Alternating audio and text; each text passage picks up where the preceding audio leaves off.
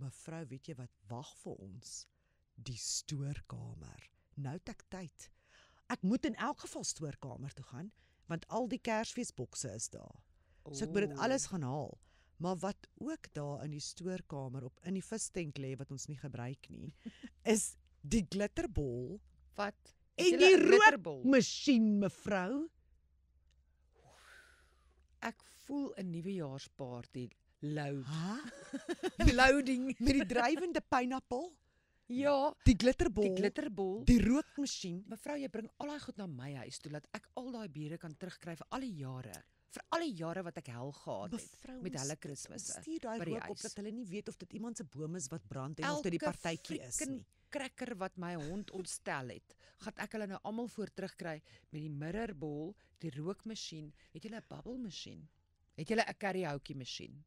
Nee, maar dis 'n goeie plan.